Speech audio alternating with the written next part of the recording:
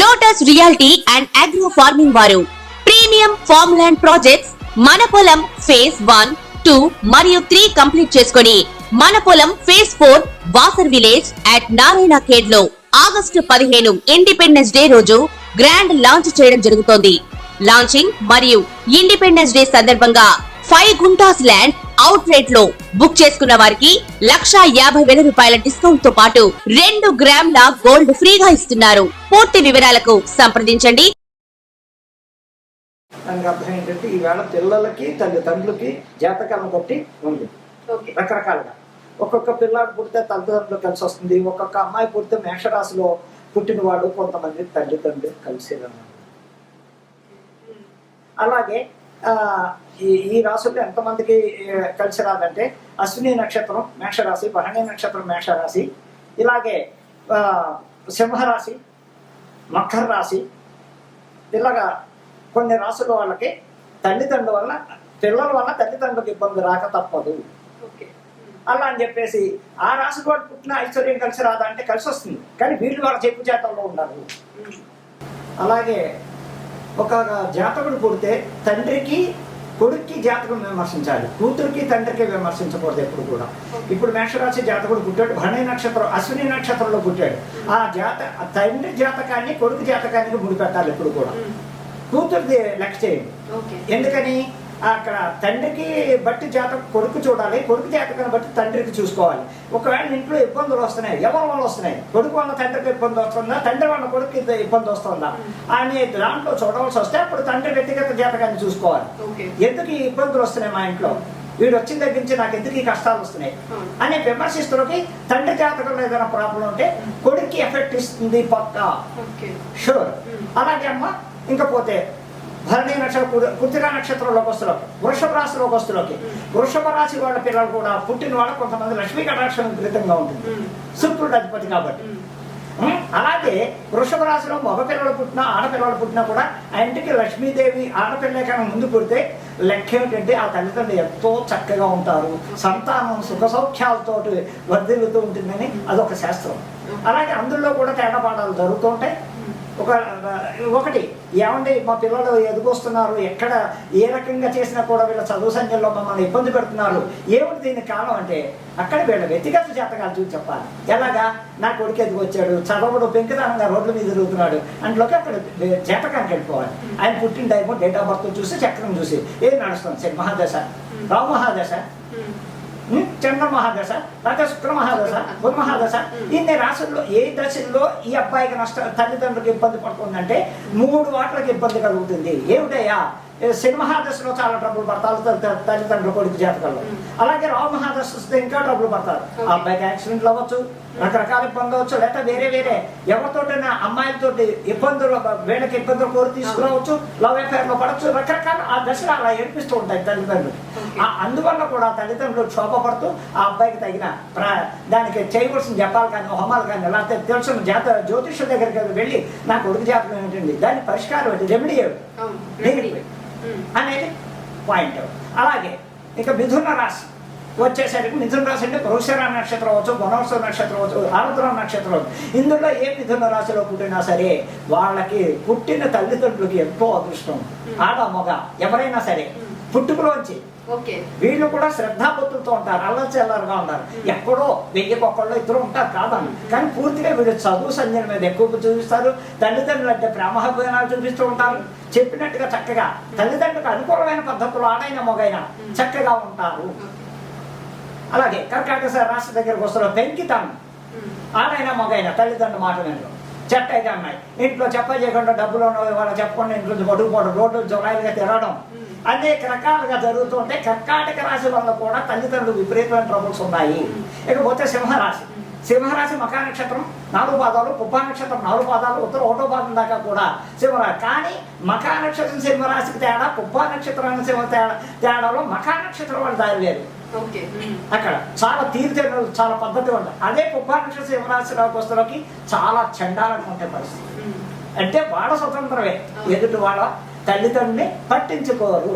ఉత్తరా నక్షత్ర సింహరాశి దగ్గరికి వస్తున్న వాళ్ళు కొంచెం పద్ధతి మెయింటైన్ చేస్తారు. అలాగే తల్లిదండ్రులకి ఎవరి వల్లయ్యా ఈ సింహరాశులు అంటే మకా నక్షత్రం సింహరాశి వాళ్ళు కొంచెం అందుబాటులో ఉంటారు, మిగతా వాళ్ళు అంత అందుబాటులో ఉన్నారు అని నేను ఖచ్చితంగా చెప్తున్నా. ఇంకా పోతే సింహం, కన్య రాశిలో కూడా పిల్లలు బుధుడు అధిపతి అయిన వాళ్ళు కూడా చాలా పద్ధతిగా ఉంటారు, చాలా చక్కగా చదువు సంఖ్యలో కానీ అన్నింటిలో వృద్ధిలోకి వస్తుంటారు. మధ్యలో దశలు వల్ల రాహు దశో సింహదశో కుజమహాదశో వచ్చిన వాళ్ళ కొంచెం ఇబ్బందులు పడుతూ ఉంటాడు, కానీ తల్లిదండ్రులకు ప్రాబ్లమ్స్ రావు. ఇంకా తులారాశి వాళ్ళు పిల్లలు ఆడైనా మగైనా ఇంకా అదే ఆడపిల్ల పుడితే ఆ ఇంట్లో భోగభాగ్యాలు, కానీ చిన్నప్పటి నుంచి తల్లిదండ్రులు ఇబ్బందుల్లో ఉంటారు ఆ రాశి వాళ్ళకి.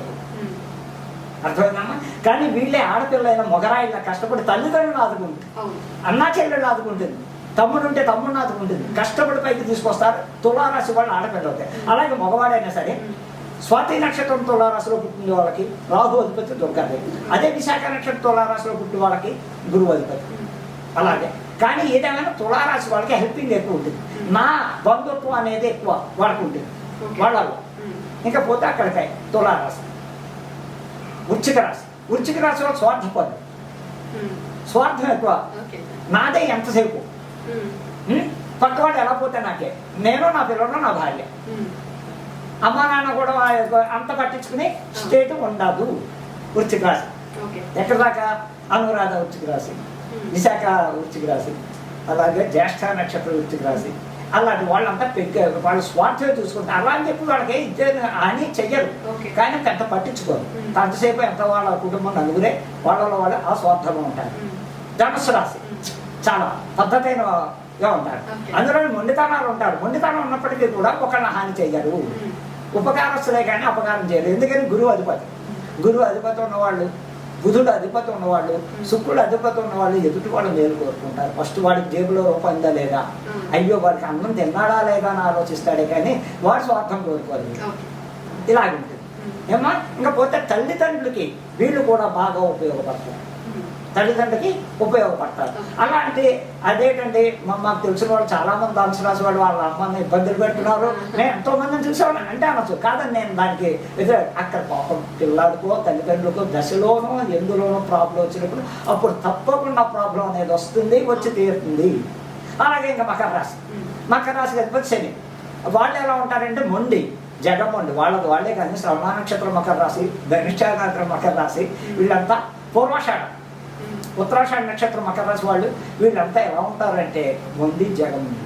వాళ్ళ చూస్తేనే అమ్మ చెప్పింది నాన్న చెప్పారు ఇంక వినరు వాళ్ళు అనుకోవడం అయిపోవాలి. అక్కడ ఏదైనా వీళ్ళ తప్పు చేసి కూడా వాళ్ళ అమ్మ మీద నాన్న మీద అడుగుతారు, నీ వాళ్ళే మాకు ఇవి వచ్చింది నేనేం తప్పు చేశానని అంటారే కానీ వాళ్ళు నిజగొప్పుకోరు.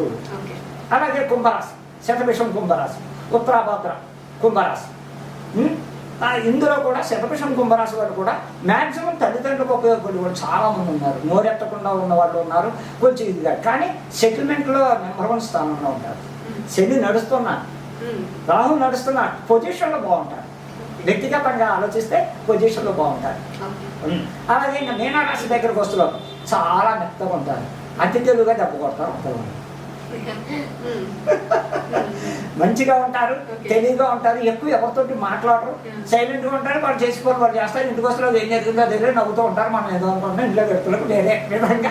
కానీ వాళ్ళ వల్ల కూడా తల్లిదండ్రులకి మంచి జరుగుతుంది కానీ కీడు జరగదు. ఇదా మా 12 రాశుల్లో వచ్చిన తల్లిదండ్రులకి కొన్ని రాశుల వల్ల ప్రాబ్లం, కొన్ని రాశుల వల్ల లాభాలు ఉన్నాయని ఖచ్చితంగా నేను ఛాలెంజ్ చేసి చెప్తాను. మూలా నక్షత్రం ధనుసు రాశి అయితే గురువు అధిపతే కానీ కేతు వినాయకుడు కూడా అధిపతి, కానీ వాళ్ళంత మూర్ఖులు ప్రపంచంలో ఉన్నారు. ఎలాగంటే మూలా నక్షత్రమే అసలు భయపడతారు చాలా, వాళ్ళ మనస్తత్వం కరెక్ట్ కాదు. కానీ అధిపతులు బాగున్నాయి, కేతువు అధిపతి, బాబా గారు గురువు అధిపతి, కానీ వాళ్ళే చూసుకుంటారు. తల్లిదండ్రులు అంతా ఇదిగా పట్టించుకోరు, జులాయి భాషలు ఎక్కువ ఉంటాయి. మూలా నక్షత్రం ధనుసు రాశి గురించి, అదే పూర్వాషాఢ ధనుసు రాశి దగ్గరికి వస్తులోకి ఎంతో ఉత్తమం ఫలితాలు. వాళ్ళకి ఇలాగే చక్కగా గురువు అధిపతి రవి, బుధ రవి చక్కగా గురువు వీళ్ళు బాగా యోగిస్తారు తల్లిదండ్రులు. అలాగే మొండితనం ఉన్న వాళ్ళు ఉంటారా అంటే ఉంటారు, కానీ వాళ్ళ వల్ల ఇబ్బందులు రావు. తల్లిదండ్రులకి పిల్లల వల్ల అంత ఇబ్బంది రాదు, చక్కగా వాళ్ళ సంసారం సాఫీగా వెళ్ళిపోతూ ఉంటుంది అని చెప్పి.